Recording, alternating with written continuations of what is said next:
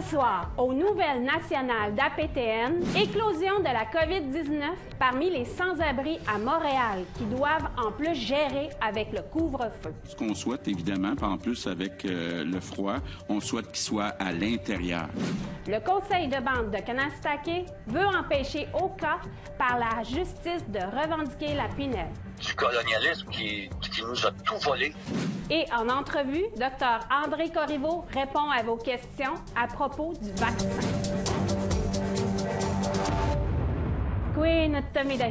Bonjour, je suis Chouchane Bacon. Bienvenue aux Nouvelles nationales d'APTN.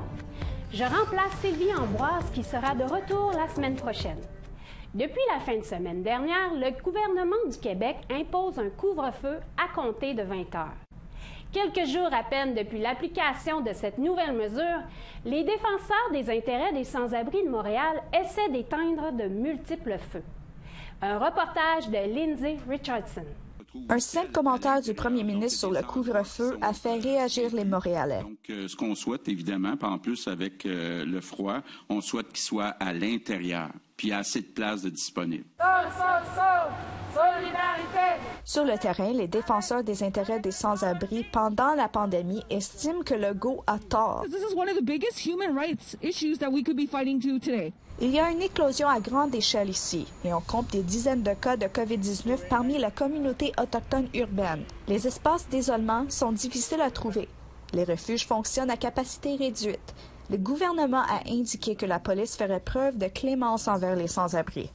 Toutefois, au cours de la fin de semaine, le service de police de la Ville de Montréal a remis une contravention de 1 500 $ à un homme qui était à l'extérieur après 20 heures. C'est ce qui est à l'origine de cette manifestation. When you actually present more policing, what ends up happening is that people don't want to get tested. Like I had some people tell me, I'm not going to go get tested because now they're going to go after me to go quarantine and I have nowhere to live. Le cabinet de la mairesse explique qu'il déploiera les moyens nécessaires pour soutenir les organismes. Naxette, du Foyer pour femmes autochtones de Montréal, a quelques idées. She can declare a state of emergency for the homeless population. She did it in March. We could have so many more resources available. We can have the Army come and pitch tents or the Red Cross pitch tents and have it warm. Projet Autochtone du Québec, un refuge de nuit pour les Autochtones, a ouvert sa propre clinique de dépistage. Les résultats de 60% des tests se sont révélés positifs.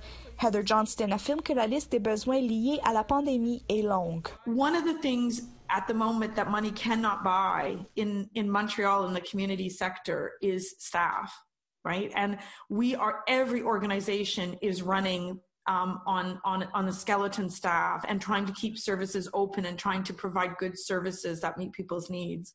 Les organismes comme Projet Autochtone du Québec déploient de gros efforts pour assurer leur fonctionnement. En cours de route, ils s'épuisent. There's a system that doesn't always work, but the humans behind that system, I have not met someone in the health network or the public health that has appeared to me to be indifferent or uncaring as human beings. But the system often does. A lot of people have fallen through the cracks. Certaines questions restent sans réponse. Pouvons-nous libérer d'autres espaces? Les sans-abri seront-ils vaccinés en priorité? Kiano explique qu'il y a déjà une leçon à tirer. I'd just like people to understand that if you or your family wouldn't go and stay at the shelter, we shouldn't be having those shelters. Like, it's just really, really simple. If, there's a real lack of dignity and respect the way people are treated. Lindsay Richardson, Nouvelle nationale d'APTN, Montréal. Selon vous, les campagnes de vaccination dans les communautés autochtones sont-elles efficaces pour combattre le virus? Nous vous invitons à nous suivre sur les réseaux sociaux. Vos commentaires, suggestions et questions sont les bienvenus. Le Conseil Mohawk de Kanesatake indique que l'objectif derrière les poursuites judiciaires contre le gouvernement du Québec et la municipalité d'Oka est d'empêcher la municipalité d'Oka de revendiquer légalement la Pinède. Le territoire contesté au cœur de la crise de 1990. S'il est adopté par le Québec, le règlement administratif d'Oka désignerait le territoire non cédé de la Pinède comme site patrimonial municipal. Oka affirme vouloir protéger la Pinède, mais le Conseil Mohawk n'est pas d'accord. Il prétend que le règlement donnerait légalement le droit à la municipalité de mettre fin à un éventuel transfert de terre à Kanesatake. Une situation que le grand chef refuse de voir se produire en temps réel. Dans le passé, on a vu nos terres volées, les ressources, nos enfants, notre langue, notre culture, notre propre identité du colonialisme qui nous a tout volé. Et là, ils veulent voler notre héritage. De son côté, le maire d'Oka affirme que les Mohawks n'ont pas toujours été reconnus pour traiter la pinède avec respect. C'est désolant de voir ce qu'ils ont fait avec cette forêt-là aujourd'hui. C'est toute, dans le fond, la partie de la pinède sur la route 344. Où est-ce qu'on retrouve aujourd'hui les cabanes à cigarettes et les cabanes qui vendent du cannabis? Pour limiter la propagation de la COVID-19, le gouvernement du Québec a ordonné l'enseignement à distance. Mais peu d'écoles primaires des communautés autochtones ont offert des cours en ligne au retour des fêtes. Voici le reportage que j'ai préparé pour vous. Pour le ciel. C'est à ça que ressemble l'apprentissage à l'école primaire Wata. Mais à cause de la pandémie, l'école a récemment expérimenté l'enseignement en ligne. Richard Dussault, directeur de l'école Wata, dit que la préparation ne date pas d'hier. On a fait d'achat justement des iPads pour les plus jeunes. À partir de la 3e année, c'était des ordinateurs. C'est dès mai l'an passé qu'on a planifié ce virage-là. Les élèves de l'école Miigwech à Picogan étaient aussi en ligne, selon Chantal Normand, superviseur pédagogique. Le défi supplémentaire pour Picogan, un portable par famille. On s'est assuré qu'aucune des fratries avait un cours à la même heure. C'était un travail de longue haleine. On connaît bien les familles, on connaît les enfants. Donc, on s'est assuré que dans les fratries ou même dans les maisons, parce que des fois, il y a des familles d'accueil qui ont 5, 6 élèves de notre école, on s'est assuré qu'il n'y ait aucun cours en même temps, parce que souvent, il y avait seulement un portable de disponible pour tous les enfants. L'expérience de l'enseignement en ligne pour la famille Villeneuve à Wendake a été positive. Les enfants aussi, là, comme disait Gabriel, ils s'adaptent à un horaire, mais on n'avait pas besoin de leur dire. Là. Ils savaient ce qu'ils avaient à faire. Puis moi, je les avais imprimés, les tableaux, je leur avais mis de la couleur. Ils savaient exactement on était quel jour, on est rendu à quelle heure. Pour les plus jeunes, la collaboration des parents et leur temps était de mise, comme l'exprime Louis-Carl Picard-Sioui. Chapeau à l'école quand même qui a organisé ça. Ils sont extrêmement compétents, contenu de qualité et tout. Mais en tant que parent, je peux pas faire ce travail-là. J'ai pensé à un certain moment donné à me dire, écoutez, soit que je laisse tomber tous mes projets pour cette année ou je fais doubler la maternelle à mon garçon parce que je pourrais pas suivre le rythme. Pour Dussault, il n'y aura plus de raison de manquer de l'école à Wendake. Le matin, tu te branches, tu fais tes affaires, tu m'envoies des choses, peu importe où ce que tu es. Il faut voir l'avancée. Avant, on disait, là, un enfant s'en va en voyage, il perd l'école. C'est fini, ça, cette mentalité-là. Les experts disent que l'apprentissage en ligne pour les enfants ne sera jamais mieux que l'apprentissage en classe. Mais en ces temps difficiles, la technologie semble avoir fourni une solution temporaire. Chouchan Bacon, Nouvelle nationale d'APTN, Montréal. Au retour, une Innu de Mashteuiatsi a été nommée conseillère du secrétaire général de l'ONU. Restez là.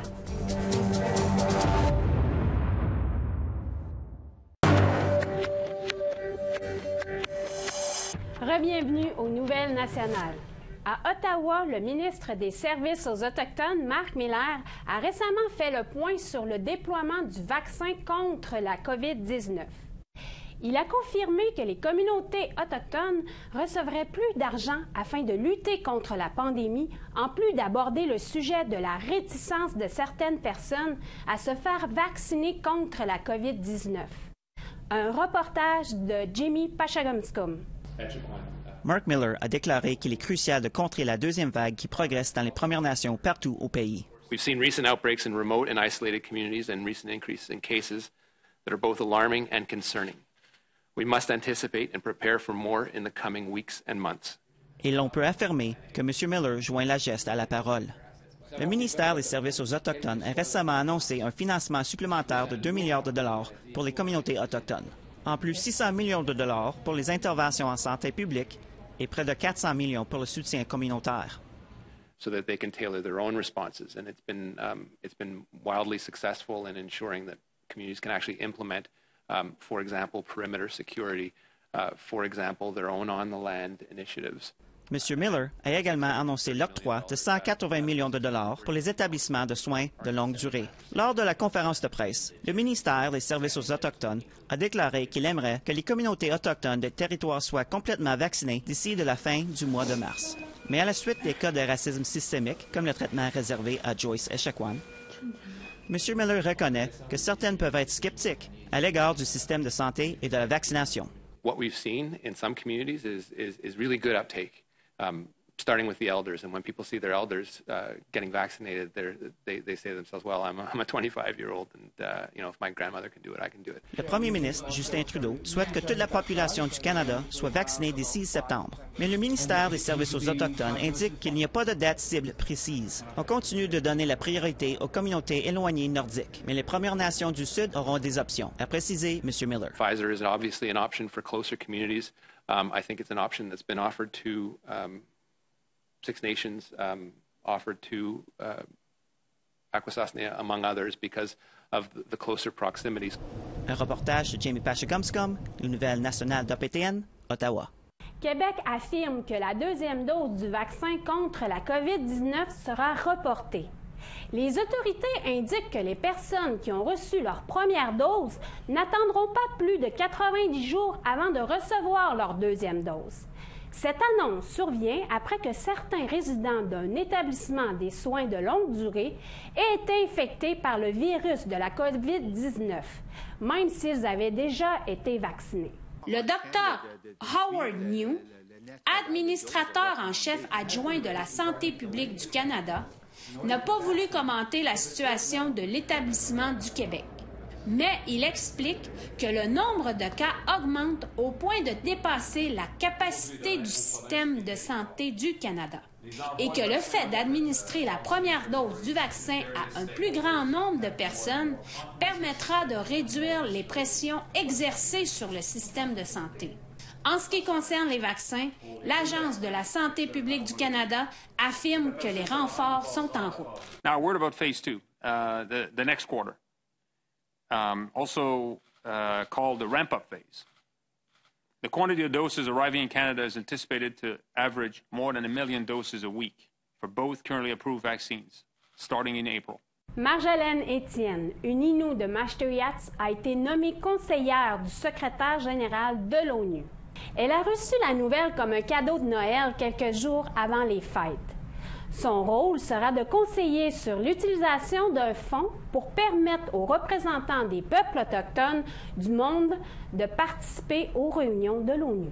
Dès que j'ai reçu la nouvelle, en fait, j'étais fière de moi, j'étais fière de ma famille, j'étais fière de ma communauté. En fait, j'étais fière pour tout le monde. Et puis, je trouvais effectivement que c'était un bel honneur et puis une belle reconnaissance aussi au niveau de cette annonce-là.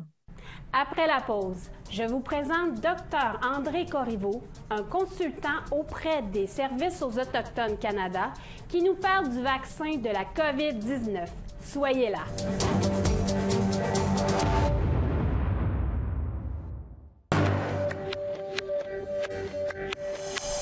Bienvenue aux Nouvelles nationales d'APTN. Cette semaine, nous accueillons Dr André Corriveau, médecin spécialiste en santé publique et consultant auprès de Services aux Autochtones Canada. Il nous explique pourquoi le vaccin de la COVID-19 a été si rapide dans son processus d'approbation pour débuter les campagnes de vaccination massive. Bienvenue aux Nouvelles nationales d'APTN, Dr Corriveau. Merci de m'avoir invité. Ça me fait plaisir d'être avec vous.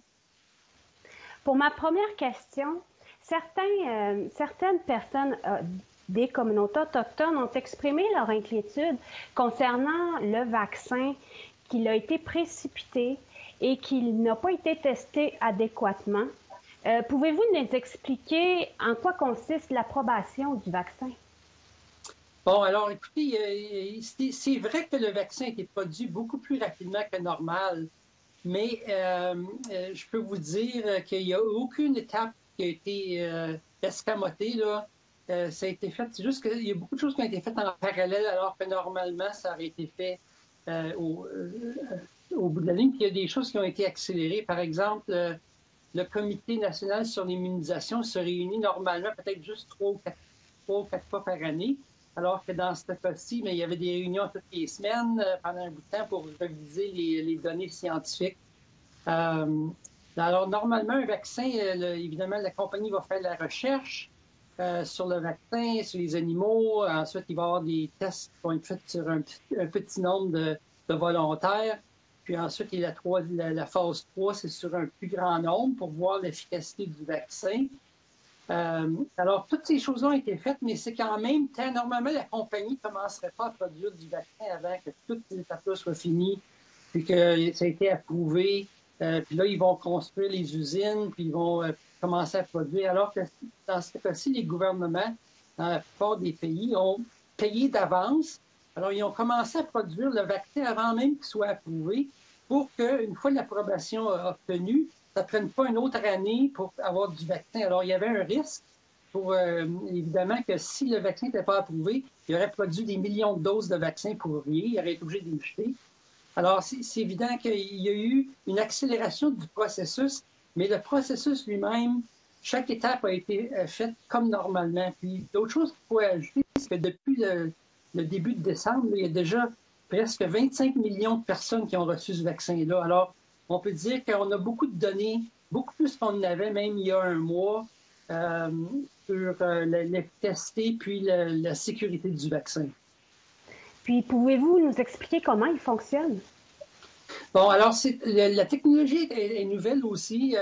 C'est un ARN messager. Alors, ce qui se passe, c'est que dans la cellule, on a notre ADN qui code toutes les informations pour faire notre corps et les cellules. Et ce qui se produit, c'est qu'il y a un message qui est copié. Ils vont copier une partie de l'ADN pour amener ailleurs dans la cellule. Alors, ils appellent ça un messager, un ARN messager, qui donne les instructions pour produire la protéine qui est capsulaire. Alors, vous savez, quand vous voyez les images du vaccin, là, vous voyez qu'il y a pas du vaccin, les images du virus, vous voyez qu'il y a des petites... à la surface du virus, il y a des petites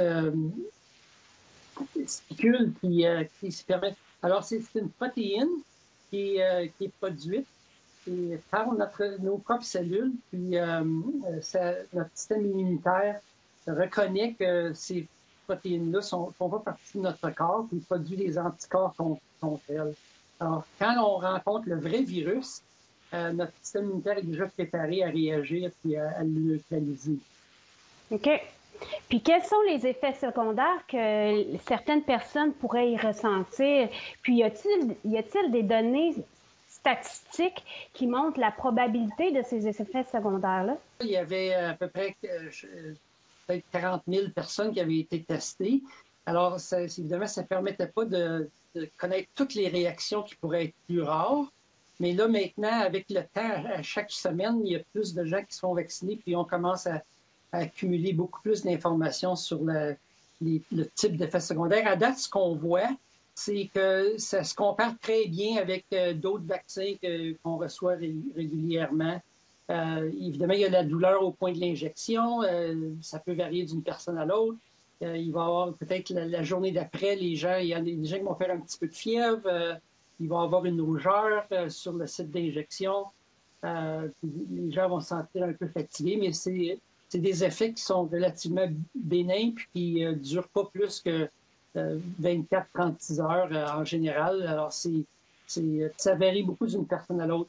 Il y a des réactions allergiques à certains produits du vaccin. Évidemment, quand il y a des personnes qui sont plus sujettes à faire des allergies, ils peuvent faire des réactions plus sévères qu'on appelle anaphylactiques, où les gens vont avoir une enflure, puis ils vont avoir des problèmes à respirer. faut dire que, d'une part, les gens qui vaccinent sont formés pour réagir à ces réactions-là. Puis aussi, les gens qui savent qu'ils ont des allergies sévères à d'autres produits qui peuvent être contenus dans le vaccin, ils peuvent en parler avec leur médecin avant de prendre la décision de se faire vacciner, voir le risque d'attraper la maladie versus le risque d'avoir une réaction allergique sévère. Ça se produit à peu près entre 2 ou 3 personnes par 100 000 qui vont avoir une réaction allergique plus sévère. Et c'est rare que quelqu'un qui n'a jamais fait d'allergie aurait une allergie. Alors, c'est les gens souvent qui connaissent déjà qui ont plusieurs allergies ou qui ont des allergies sévères, ils peuvent en discuter avec leur médecin avant. Y a-t-il des personnes qui ne devraient pas se faire vacciner? Bien, pour l'instant, le problème qu'on a, c'est que le vaccin, quand ils l'ont testé sur les volontaires, il n'y avait pas de femmes enceintes qui ont été testées. Il n'y avait pas d'enfants en bas de 18 ans pour le Moderna et 16 ans pour le vaccin de Pfizer. Alors, c'est pas que... De ce qu'on sait des vaccins en général, il ne devrait pas y avoir de problème dans ces groupes d'âge-là, mais on ne l'offre pas maintenant parce qu'on attend qu'il y ait des données plus probantes. Alors, il y a des études qui sont en cours maintenant dans ces populations-là qui vont nous donner d'ici quelques mois une meilleure information sur la sécurité pour ces groupes d'âge-là. Il y a l'autre groupe de personnes qui parlent avec leur médecin, à part des gens qui ont des réactions allergiques sévères. Ce serait les gens qui sont immunosupprimés. Alors, quelqu'un qui a une greffe du rein ou une greffe d'organes ou qui prennent de la chimiothérapie contre le cancer, ils devraient en discuter avec leur médecin avant de décider s'ils prennent le vaccin. Mais en général, quelqu'un qui a une maladie chronique ou en fait, ou qui sont très âgés, c'est pour eux autres que le vaccin va être le plus... qui va les protéger en particulier parce que c'est les gens-là qui font les maladies les plus sévères avec la COVID. OK.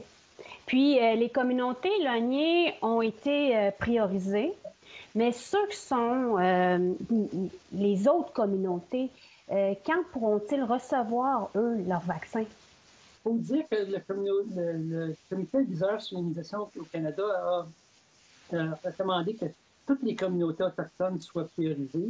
Mais évidemment, à l'intérieur de cette priorisation-là, on priorise ceux qui sont le plus à risque, soit parce que leur système de santé est très vulnérable, ou il y a des problèmes de logistique dans les régions éloignées. Mais ça va se faire d'ici la fin de mars. Les gens qui ont dans ces groupes prioritaires-là vont pouvoir se faire offrir l'immunisation. Ça va accélérer beaucoup dans les prochaines semaines.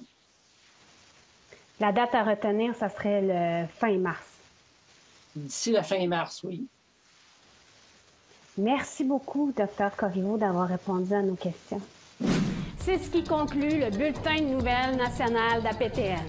Je suis Chouchane Bacon. Merci beaucoup d'avoir été des nôtres. Prenez soin de vous et à la semaine prochaine avec Sylvie Ambroise. Yamé.